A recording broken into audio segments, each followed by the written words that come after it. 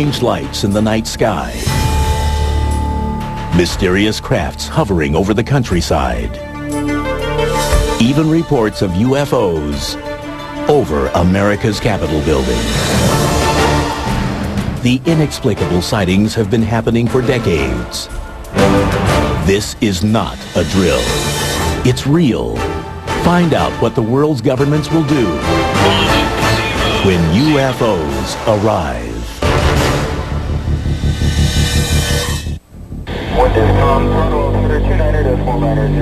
February 27th, 1996.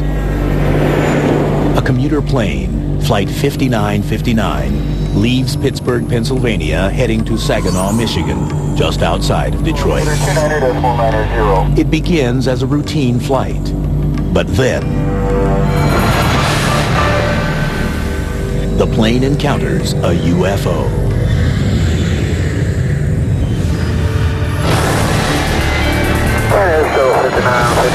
That's affirmative. It's a light that it goes dim and it gets bright. I don't know if we're getting closer to it or what, but it looks like a rotating light around it, like a frisbee type thing that's going around it. On the ground, air traffic controllers scan their radar screens. Air Shuttle 5959, that's a negative, sir. I don't have anything out in front of you at 12 to 1 o'clock. But the pilot of a nearby plane also chimes in. We can see a clear, relatively solid cloud deck below us. This is definitely a distinct whitish, it's looking a little red and greenish light sort of pulsating, and it is consonant. It's not a beacon. Suddenly, the pilot of Flight 5959 is forced to take evasive action.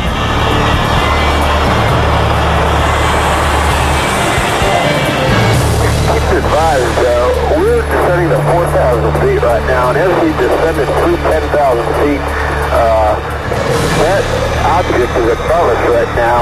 It is not on the ground. It's about 10,000 feet. Okay, sir, we're checking on it right now. I still don't have anything out in front of you at all. I'll tell you what, that is weird if you're sitting there pulsating. This ordeal lasts nearly 20 minutes. Then, the strange object simply disappears. No passengers or crew are injured in this encounter. And the airlines involved, following industry practice, will offer no comment on the incident. According to the National Aviation Reporting Center on Anomalous Phenomena, Flight 5959's encounter was just one of over 100 such incidents involving American aircraft in 1996. What should the pilot do in such a situation?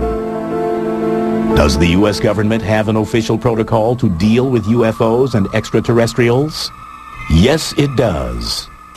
And it's outlined in the Joint Army-Navy-Air Force publication number 146.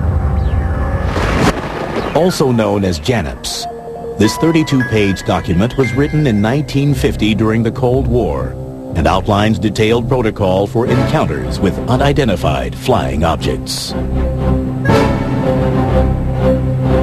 Joint Army-Navy Committee realized that America was vulnerable to enemy attack from the air and from space.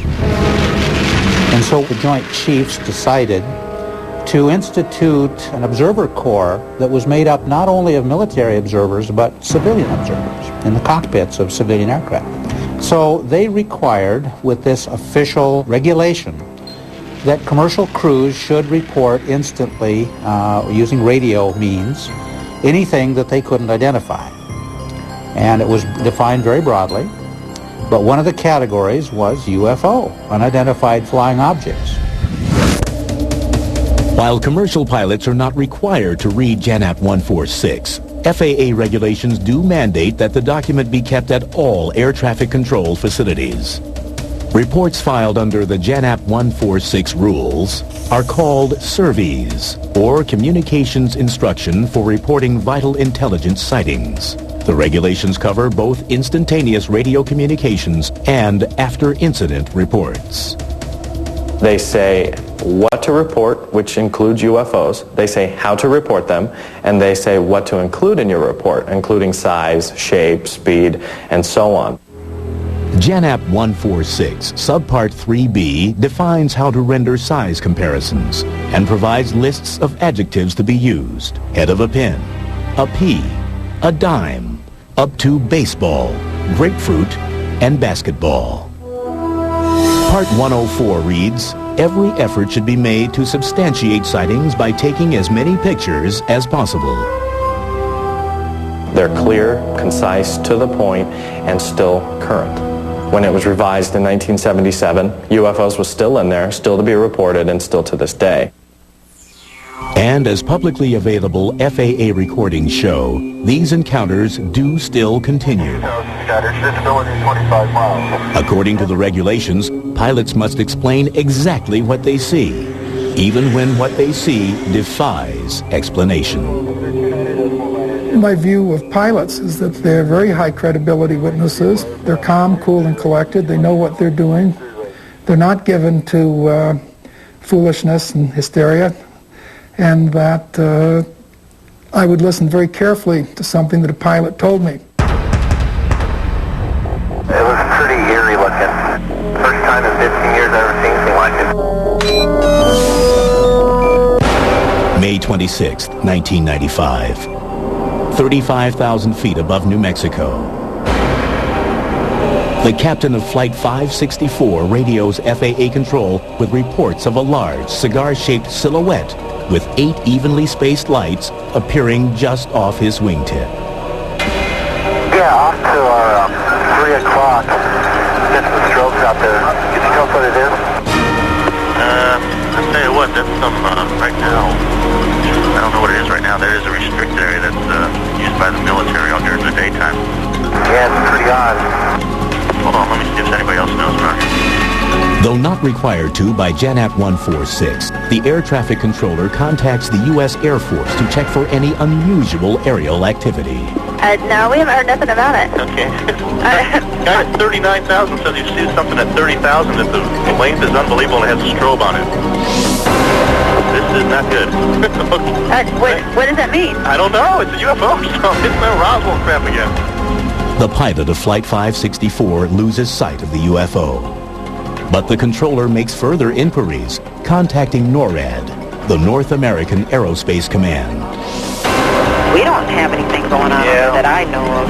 This guy definitely saw it run all the way down the side of the airplane. It's right out of the X-Files. I mean, it's a definite UFO or something like that.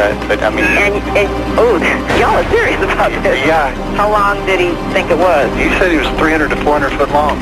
Holy smoke. Headquartered deep beneath Cheyenne Mountain in Colorado, NORAD tracks all airborne objects in the skies over the U.S. and Canada.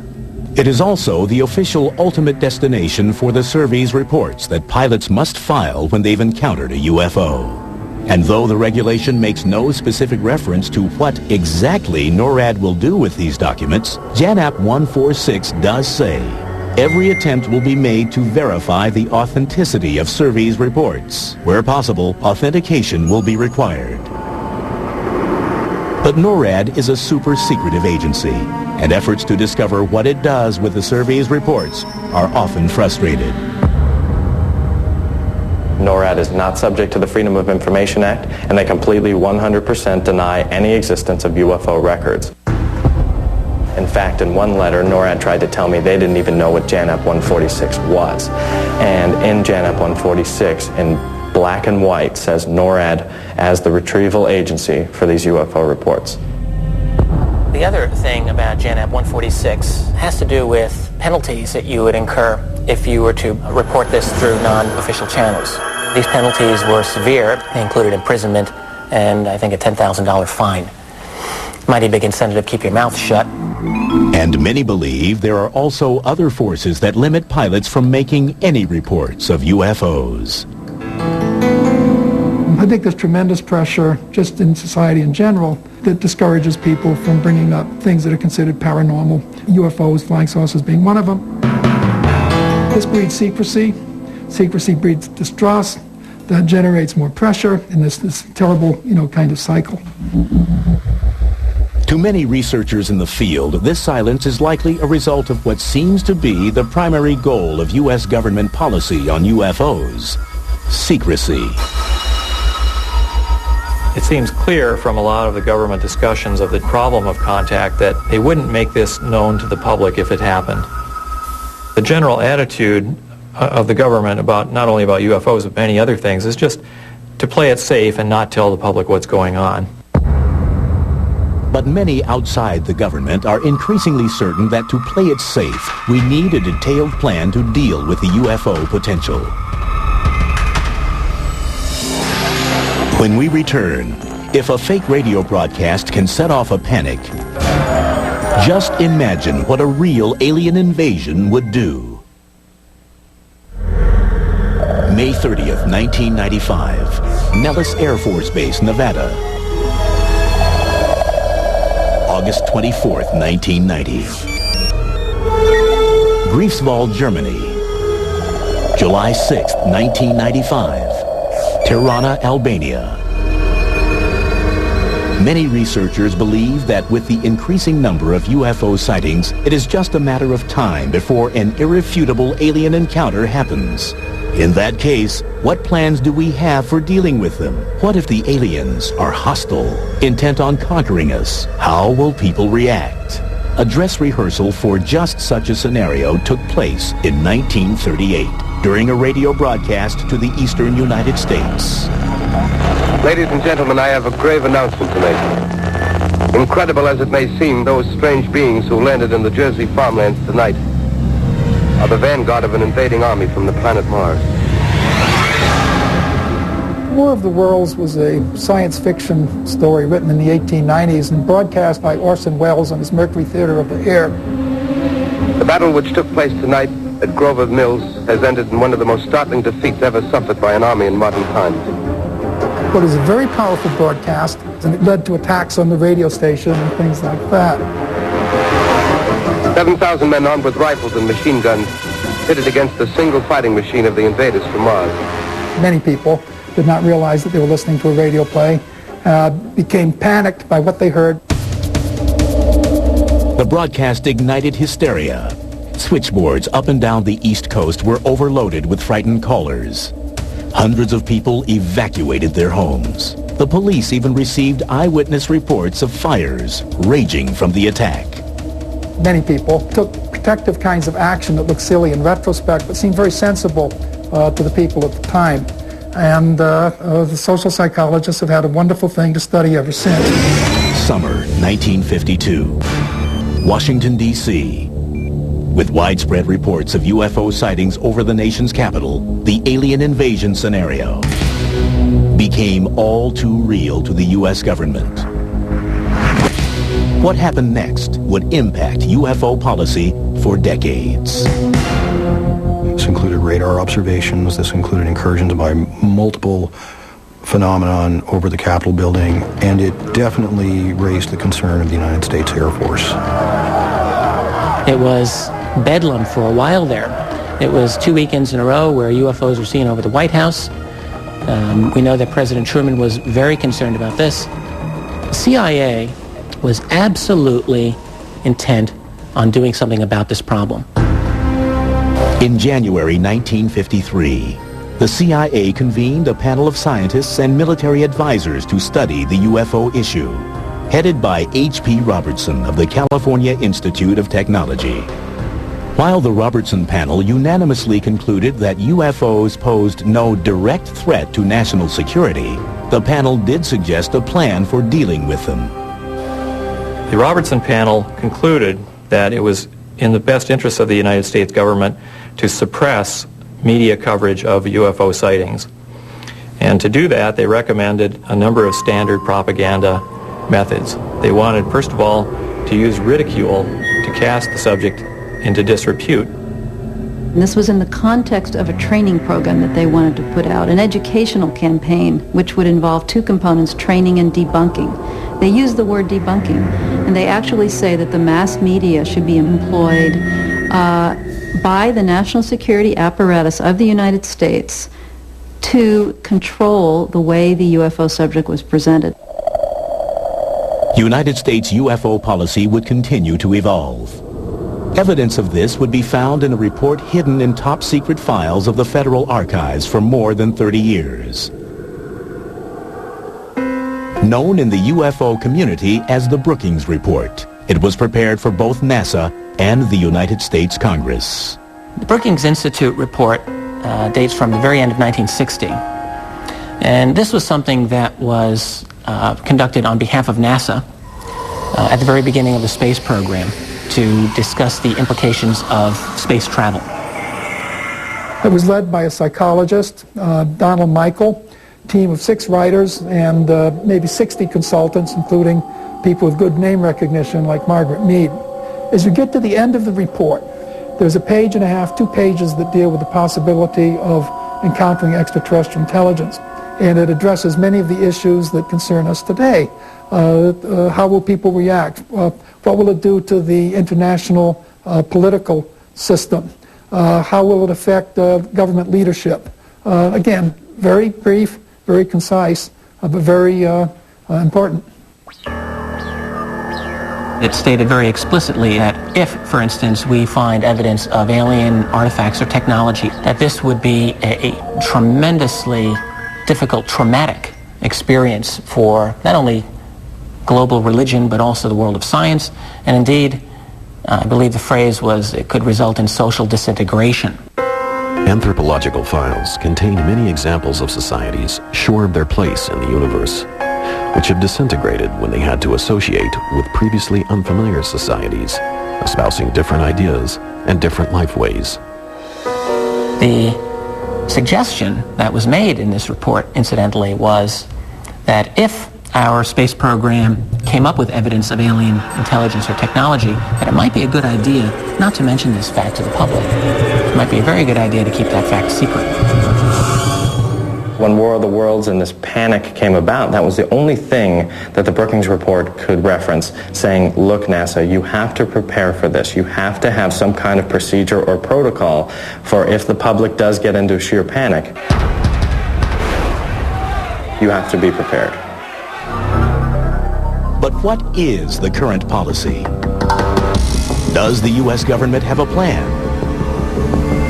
In terms of preparedness, there are not many documents out there to prepare officials for the possibility of a UFO event taking place. But amazingly, there is one such document in the United States. It's called A Firefighter's Guide to Disaster Control, and this is a book that's used in the Federal Emergency Management Agency's National Academy to train firefighters. The second edition of this book came out in 1993, and that book had a chapter on UFOs. Explicitly, what would an emergency specialist do in the event of a UFO-related crisis or disaster? It's really pretty amazing stuff to go into a book that was written under the FEMA umbrella. It would not be remiss to give some thought to the part that fire departments might play in the event of the unexpected arrival of UFOs in their communities. If there is an event like this, the firefighters and the police officers will be the first people on the scene.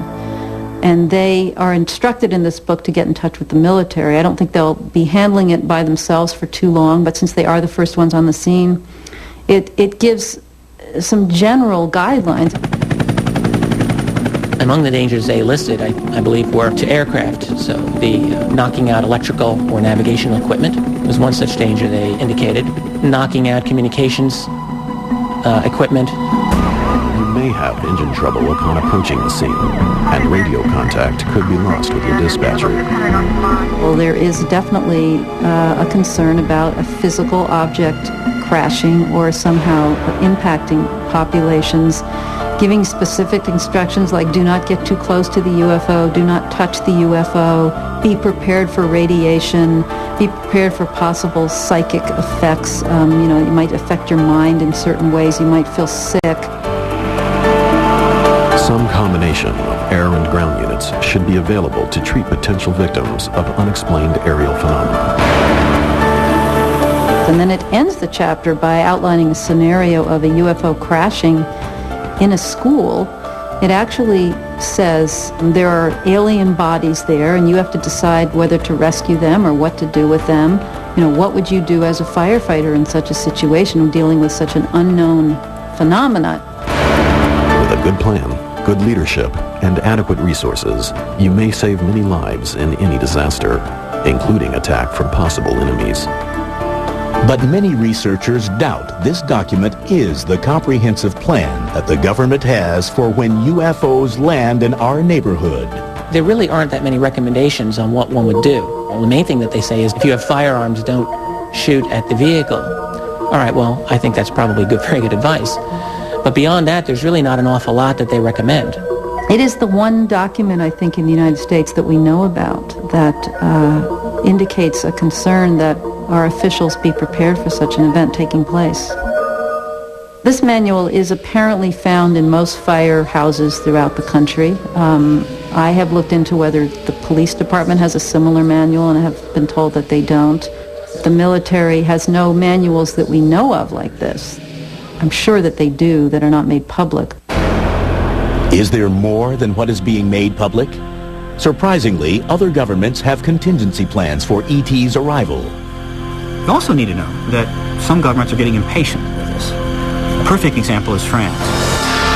When we return, the French develop emergency procedures after strange lights descend on the neighboring country of Belgium.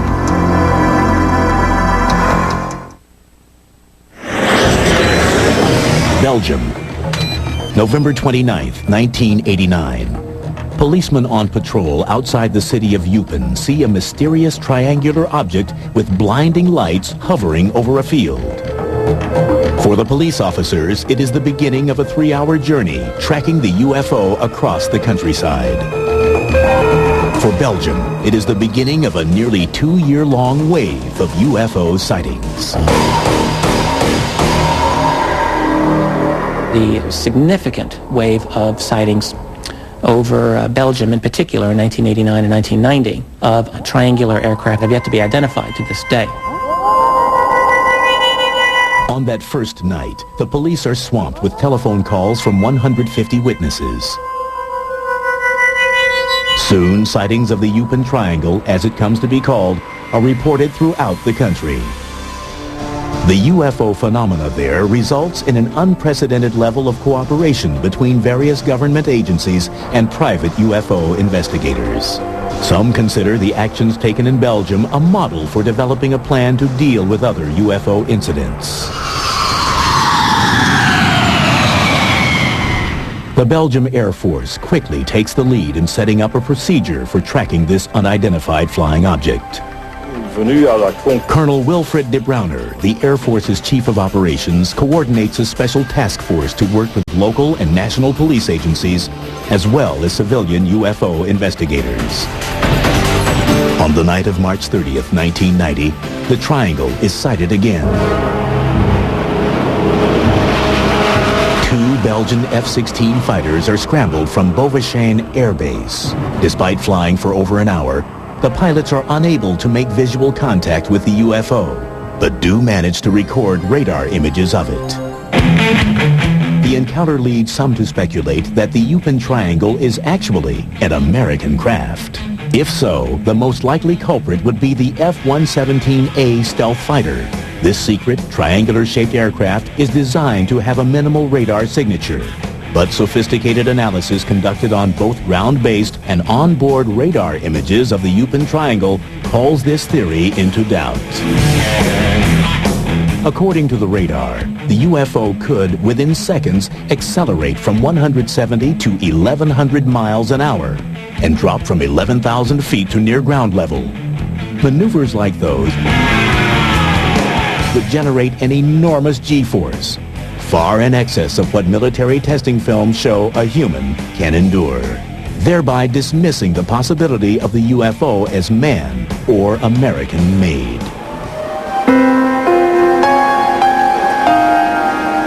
The sightings in Belgium, whatever their source, eventually subside, but not before nearly 2,000 people report seeing that flying triangle. After that wave had passed, some members of the European Parliament wanted to organize a UFO investigative body, or actually they wanted to contract a French UFO organization to work with them to check into UFO reports that were on a European-wide basis. That organization is known as SEPRA, a French acronym for Service for Assessment of Atmospheric Re-Entry Phenomena. Housed in France's National Center for Space Research, it is a cooperative European effort for collecting and analyzing UFO information from around the world. In 1999, SEPRA's extensive data provides the basis for a report issued by a French group called COMETA, which translated is the Committee for In-Depth Studies.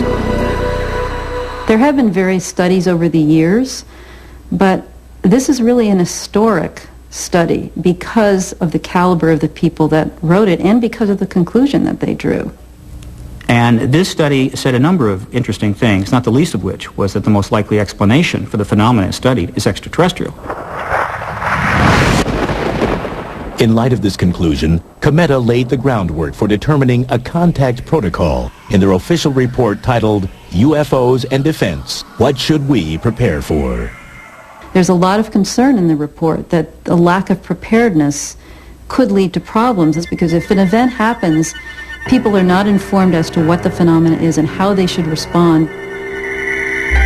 The report clearly states, for the moment, they do not appear to be meddling in our affairs, but it is advisable to ask ourselves what they are actually seeking. What should we prepare for? How should we prepare for it? And that's what, in fact, these military officials and government officials were trying to come across with, is that there had to be a preparation for this. If we do nothing, the very principle of defense and air intelligence would be called into question. They recommend that a widespread training campaign be undertaken to educate people in official positions how to respond, what the phenomena is, what the evidence is, what they should do if they encounter something. According to the report, those who must be utilized in this regard include meteorologists, space and aeronautical engineers, and air traffic controllers. Only the military controller has adequate equipment to detect a flying object that does not follow general air traffic rules, moving at the supposed speeds of UFOs.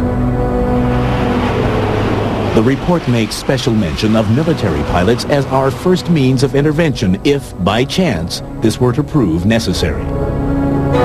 But it goes on to express concern for the pilot of a commercial aircraft. Although he remains a primary partner in the quest for information, he would be totally powerless in the face of an aggressive stance by a UFO. One must be on guard against any instinctive self-defense reaction that could be easily interpreted as a provocation. Part of the concern is not to initiate any actions that could be dangerous. For instance, at a military base, if staff witnessed an object and didn't know anything about what it might be, that there could be a reaction of hostility. For instance, they wouldn't know, are they supposed to be defensive towards this object? The COMETA report, although that was sent to the President of France, Jacques Chirac, and sent to a number of other high-ranking individuals, it's unclear what kind of impact the COMETA report has had on policy. The problem is that when you're dealing with figuring out UFO policy, you're trying to put together a big puzzle with half of the pieces taken out. And often they weren't taken out accidentally, they were taken out intentionally. So we don't have all of the information we would like. It's unfortunate, but that's the fact. Coming up, as Cold War tensions rise, the UFO problem threatens to trigger Armageddon.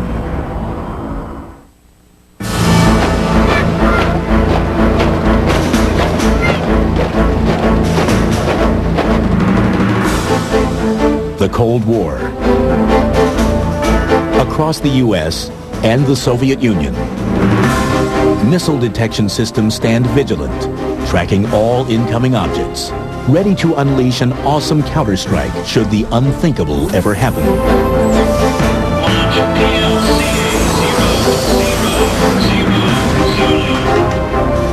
But But what if the inbound object is actually a non-threatening UFO?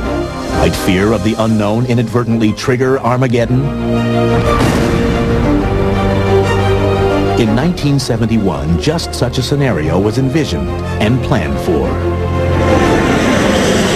In September of 1971, there was a nuclear agreement between the United States and the Soviet Union.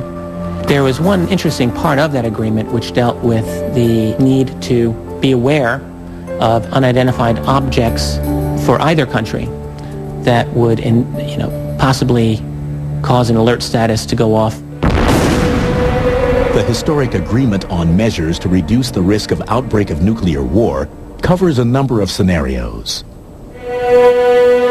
Article 3 of the agreement states, the parties undertake to notify each other immediately in the event of detection by missile warning systems of unidentified objects, if such occurrences could create a risk of outbreak of nuclear war between the two countries. But the meaning of unidentified object has raised interest in some quarters.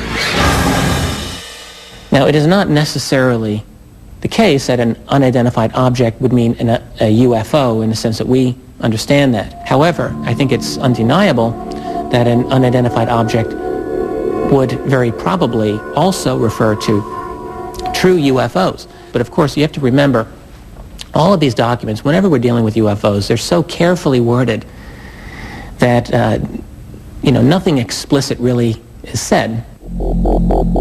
Article 6 of the agreement details the notification procedure for these incidents. For transmission of urgent information, the parties shall make primary use of the direct communications link between the governments of the United States of America and the Union of Soviet Socialist Republics. But to use the direct communications link, the information first has to get to the highest levels of the U.S. government. And a protocol for making that happen also exists. Air Force Manual 10-206, most recently updated in June 2001, gives the primary reporting instructions for that branch of the military, which mans the country's missile detection system. Compliance with these reporting instructions is mandatory. Chapter 3 details operational status reports, referred to as OPREP 3. The highest priority in the OPREP 3 structure is given to reports denoted by the flag words Pinnacle Nuke Flash, indicating events which risk the outbreak of nuclear war.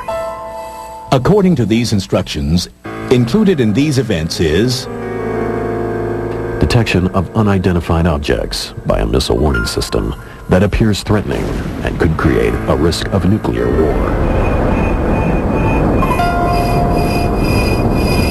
These reports, both immediate voice reports and follow-up written ones, go to the Air Force Operations Center in the Pentagon, Strategic Command, NORAD, and the Chairman of the Joint Chiefs of Staff. Rapid reporting is imperative. Do not delay an initial report for lack of information. Due to the extremely time-sensitive nature of the Pinnacle Nuke Flash report, transmit these voice reports no later than 5 minutes after learning of the event.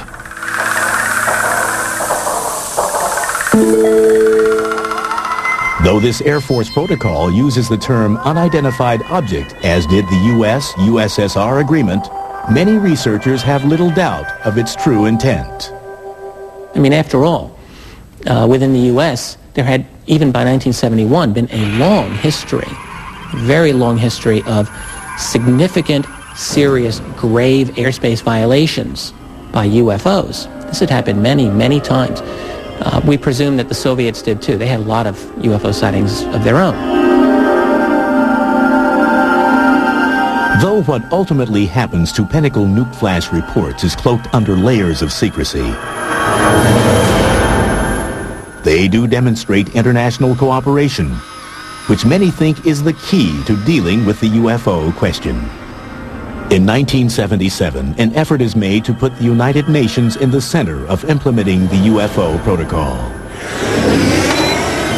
Grenada. Following a spate of UFO sightings over the tiny island nation, its Prime Minister, Eric Gary, proposes an initiative to incorporate the UFO problem into the UN's official agenda and even calls for 1978 to be the United Nations International Year of Unidentified Flying Objects. But the Grenada initiative fails, garnering no preparation plans and no discussion of UFO contacts whatsoever. There are people that would prefer not to have any evidence of extraterrestrial life whatsoever, that it really violates their views of Earth, of how the universe works, of our sense of being distinctive and privileged by being what we are here on this planet. Still, the United Nations does figure into some protocol regarding alien intelligence, those dealing with an organization of astronomers called SETI, the Search for Extraterrestrial Intelligence. What the rules call for is, first of all, verification by different observatories, then reporting to various scientific agencies in the UN. Because the idea is that this discovery will be made, for all humankind. Coming up, a law authorizing the government to lock up people who have been extraterrestrially exposed. The search for extraterrestrial intelligence, or SETI, began in 1971 as a NASA program. It primarily uses radio telescopes located around the globe, pointed towards small sections of space to listen for anomalous signals sent by natural or extraterrestrial sources. SETI's kind of a fun program. Astronomers have told me that the odds aren't real high that we'll find anything out there, but I think it's a good idea. If we listen, we might hear something. If we don't listen, we definitely won't hear anything. Though the government stopped funding SETI in 1993, it continues as a private program. And should the search for extraterrestrial intelligence be successful and contact made, there is a plan for what to do. Called the Declarations of Principles Concerning Activities Following the Detection of Extraterrestrial Intelligence, the procedure calls for verifying plausible explanations, not making any public statement until evidence is credible, contacting the United Nations, and not sending any response to an extraterrestrial signal until appropriate international consultations have taken place. So even if it's a small possibility, I think it's worth it, just in case we hear something unusual. That would be an exciting day. Many researchers continue to believe the government has more extensive plans for when UFOs land here on our planet.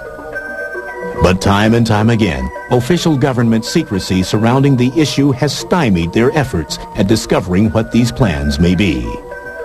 The researchers in the field can only go so far because the government doesn't want it to go any further. And in the absence of honest, straightforward, and open engagement, you grab anything you can and try to find a connection. Some researchers believed that a now repealed federal law called extraterrestrial exposure was that elusive connection. The law was passed by the U.S. Congress in July 1969, just days before the Apollo 11 astronauts landed on the moon. Tranquility Base here. The Eagle has landed. It authorized NASA to quarantine under armed guard any object, person, or other form of life which has been extraterrestrially exposed. But what does extraterrestrially exposed actually mean? That document, I think, has been greatly misunderstood and misquoted and taken to mean that it deals with alien life forms, for instance. Well, I first came to NASA in 1964 during the Gemini program and then on into the Apollo program that took us to the moon and back. Well, I remember very clearly the concern was that if there are microbes on the moon, we didn't want to bring them back here and then contaminate our planet. While the extraterrestrial exposure law may not have been the smoking gun some researchers had hoped for, many believe that we can learn something about the government's plans for UFOs by looking at other programs in the intelligence community. I do believe that it's most likely that the U.S. government would be the dominant player in determining a UFO policy at the classified level. I think a good model for this might be the program known as Echelon, which doesn't officially exist, but everyone knows exists. This is a electronic intercept program led by America's National Security Agency in conjunction with the NSA equivalents of Britain, Canada, Australia, and New Zealand.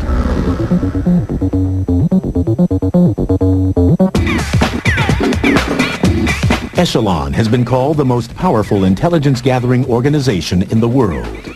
It employs an array of surveillance systems around the globe to intercept an estimated 3 billion communications every day, from telephone calls to emails.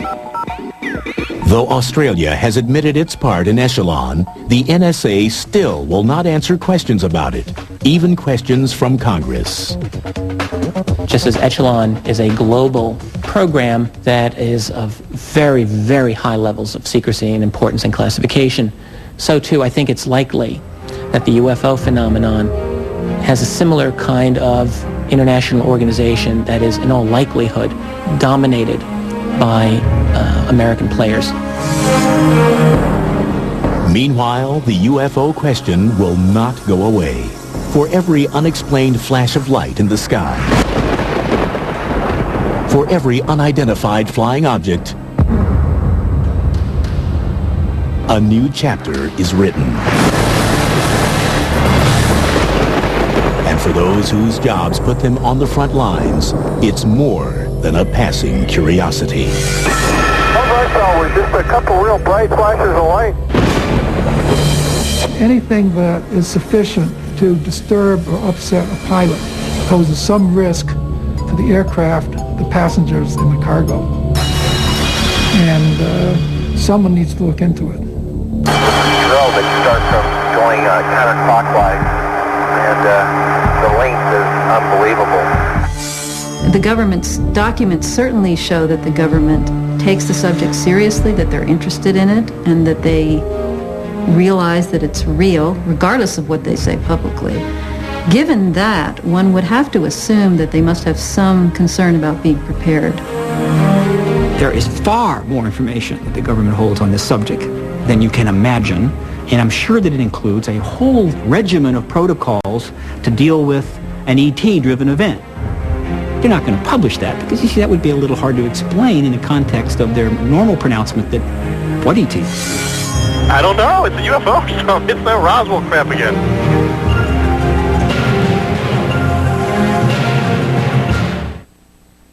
There are 11 million people in America sitting on a ticking time bomb. Beneath the Mississippi River lurks a deadly system of earthquake faults that could destroy half of Missouri. It's happened before. What have we learned to prevent the next earthquake in the heartland on Mega Disasters? Tuesday night at 9 on the History Channel.